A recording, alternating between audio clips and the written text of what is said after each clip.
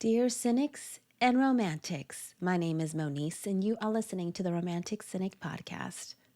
On this episode, I wanted to share my experience of when it's important or when it should be important for your partner to be there when you need them.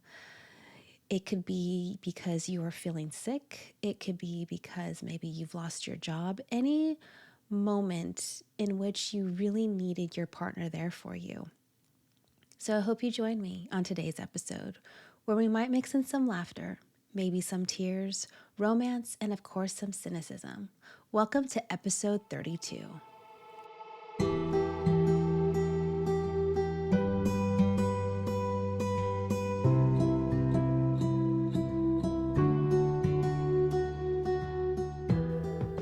I know it's been a couple of weeks since I released my last episode. I've actually been sick for the last week and a half, and I just didn't have the energy to record. Typically, I record on the weekends, and then I will release, a few days later on Wednesdays. But last week, I just was not feeling well at all. You can kind of still hear it in my voice a little bit, but I'm hoping to make a full recovery soon, because this is driving me nuts. I am very active as a person, and I don't like being lazy. Being lazy just absolutely bothers me. Great examples typically are when I'm sick, for example, and usually by day 3, I'm just like, I have to be doing something. I just can't be laying on the couch or sleeping. So I tend to probably overdo it a little bit, but it's just who I am. It's in my nature. I just can't help but be active, and at least, actively, either mentally wise or physically wise. So I'm hoping, thank you for still being here, even though I wasn't able to release an episode last week. But let me just jump right into the topic at hand. And of course, being sick is something that when you're in a relationship, you should have a supportive partner to be there for you. Or if you have a car accident, for example, I know every single one of my episodes, I always have an example. It's usually a cynical or negative example. And the reason why I share these moments with you is because I want people to really understand and realize that if they're feeling in a not so healthy relationship, or they're just feeling like their partner doesn't support them in any way, I want you to know that you're not alone in this, even though sometimes it feels like you are on this journey by yourself, even if you are with someone or in a relationship or you're married to someone. Sometimes you just feel like you're on your own without help from your partner. So my example for today is a few years ago, I was in a car accident. I totaled my vehicle. Luckily, I was safe. I didn't get hurt. One of my airbags went off, and I think I got like a little, you know, airbag like burn, I guess you can say, on my wrist, because that's where the airbag hit me. But I was very, very fortunate and very lucky that it wasn't a really bad accident, because the day before I had found out that I was losing my job, at least losing my position with the company I was working with at the time. And so it was a very emotional moment in my life during this time. And I remember, so I got in my car accident, and of course the first person I called was my husband. And he was at work at the time, and where he works, it's a little more secure where he works. I couldn't get a hold of him at all. I called him multiple times. I ended up calling the work themselves, and they're trying to track him down. He usually has his phone on with him, at least where he's at. He usually has his work. I'm sorry. He usually has his phone with him at all times. And I don't know why he didn't answer his phone this time. And so left a message with someone at the desk. They're like, yeah, we'll try to get a hold of him.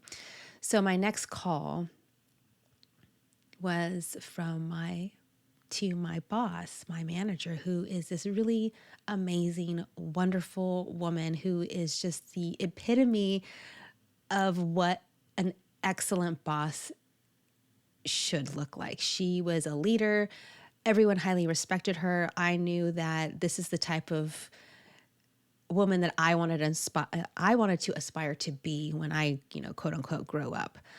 But wonderful woman. She picked up the phone right away and she immediately drove to where my accident was and just sat in the car with me, waiting for a tow truck. And it felt really nice to have someone like that care for me, as much as she did, because she really did care about her people. My ex-husband finally called me back, but this had been probably like an hour before he called me back. And luckily my boss drove me home, and, I was just there. And, he did ask, he's like, hey, should I come home? I'm like, no, I'll be okay. So kind of fast forward to that evening, and, one of the first things that he said to me was, you shouldn't have been driving as fast as you did in the rain. And it didn't make me feel good, because I had just totaled my car. I was about to lose my job. And then one of the first things he said to me was, I shouldn't have been driving so fast in the rain. And it made me feel like my well-being didn't matter to him, because he would have rather have scolded me and told me what I shouldn't have done, versus really taking the moment to make sure that I was mentally, physically okay. And that is just really my relationship with him in a nutshell. It was always this scolding manner. It was always this, you don't know what you're doing. You don't know how to live life. You don't know how to adult. And that's how he made me feel all the time. And it's very hurtful. And I don't know if any of you have experienced something along the lines like that. Not saying that you were in a car accident, but maybe you were ill or things like that. Taking care of your partner should be a priority. And it's not just them consistently taking care of you. You should be taking care of them as well. I know one of the very first times that my ex-husband got sick when we were dating, it was towards the beginning of our relationship. He ended up getting sick. So I ended up like bringing him groceries and making him soup, and, and doing all the little things that my mom would have done for me or has done for me when I was sick. I was trying to kind of do the same for him, and he really appreciated it. And, it felt good taking care of someone, someone that was my partner, someone that I was in a relationship with, because I had such amazing examples from my parents and how they took care of each other. And I wanted to be able to have that type of relationship with my own partner. And I tried throughout my marriage and my relationship with my ex-husband, I tried so hard to be able to provide that type of care for him. Unfortunately, he just took me for granted. And whenever I needed to be taken care of, he really didn't. And it was just this one-sided relationship. It's actually kind of exhausting, because when you are the person who puts all your energy and all your effort and not getting anything back, it's really exhausting. And you will get to a point, I promise you will get to a point where you're going to end up matching the energy that they are giving back to you. So you start caring less, or you stop caring, or maybe you all of a sudden are the person who's scolding them because that's how they've treated you in the past. And energy always matches energy in a relationship, period. So if you have negative energy from one person and you push that negative energy onto your partner, and if your partner's super sweet and super nice, you're going to get to a point where they just can't handle it anymore, because the mental state and the emotional state will just get to that person. So taking care of your partner is such is a way to show your love for your person. And I think that sometimes ego really gets in the way of caring for someone.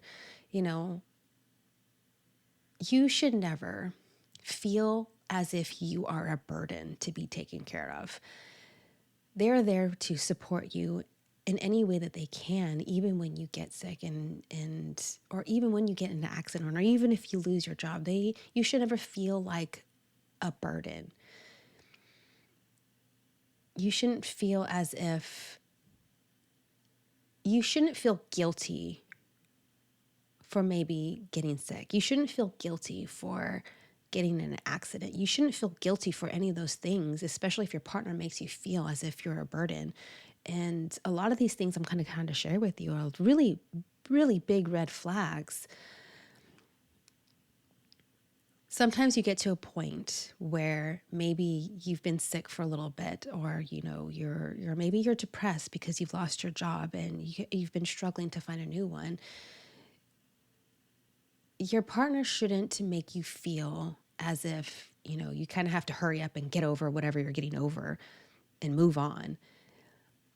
Now there does get to a point where it becomes too much in terms of maybe what you are feeling. And I think what is important is that we have to also really learn to take care of ourselves, whatever that may look like.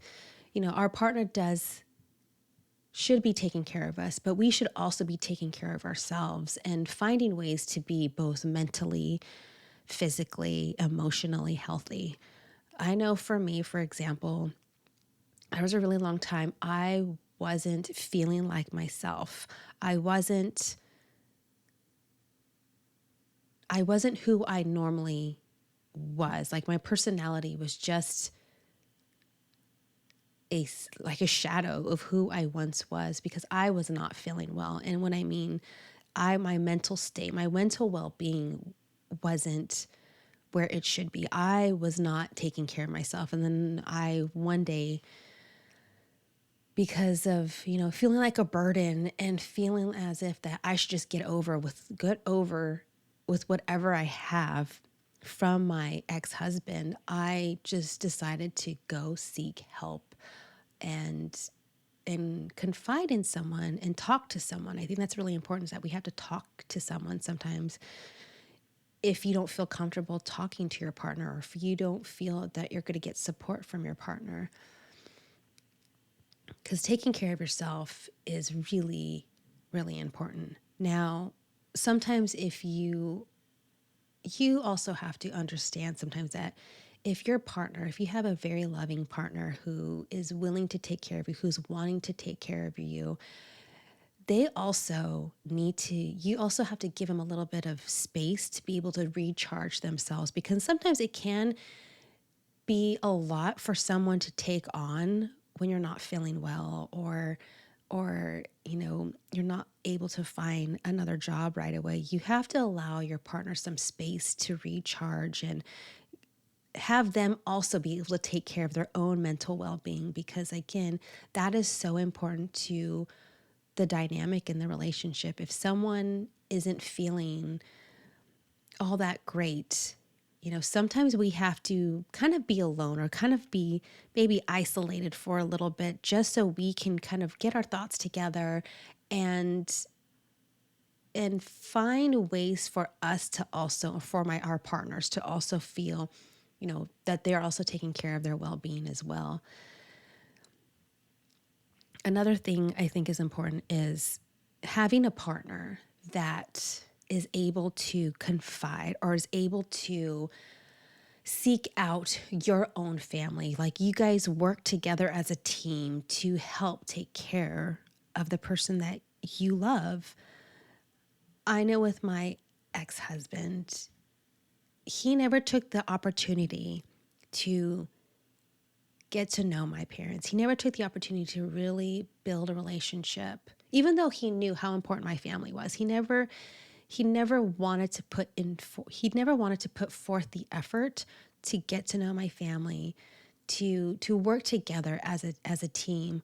I have a huge family. I know I've shared this before. I have a big family. At least my immediate family is very small, but on both sides of my family, we have there's a lot of relatives, tons of aunts and uncles and cousins and second cousins, and I think a few third cousins. But when he and I got married, he he got to have my family as his family. He's always wanted a huge family, but he never took the time to get to know them. He never took the opportunity to really bond with them. And I think that's really important when you have a very caring and loving partner. Building relationships with family, especially when you have a very significant relationship with your family, that should really cue your partner to say, hey, I want to get to know them because I know how important they are to you. And I think that sometimes some people can be so selfish and so egocentric that they don't care enough for their partners because they always make it always about themselves. And that's how my ex-husband was. I know I know this particular episode is a little cynical, but I mean, hey, it's part of my name, the Romantic Cynic. It's cynical in a sense because I want to share these experiences with you, as I said towards the beginning of this episode, where I want to share these experiences with you so you know that you're not alone. And all of these all of these red flags and these not so healthy moments in my previous relationship is something that I'm okay sharing with because I think at one point or many points in my relationship, I always felt like I was by myself. I always felt like I was alone in what I was experiencing. I didn't have anyone that I can really confide in to say, this is what I'm going through. Have you experienced this too? And that's the whole purpose of my podcast, is to know, for you to know that you have someone that has probably experienced things that you've experienced. So I hope you took insight in today's episode. And I like to end my episodes with a quote. And this one is about someone being in a relationship with someone that cares for you. And I couldn't find who wrote this, so I couldn't find the person or the actual person who said this quote, but this is the quote.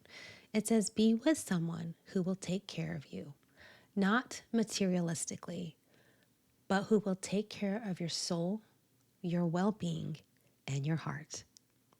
Thank you for listening, and as always, yours truly, the Romantic Cynic.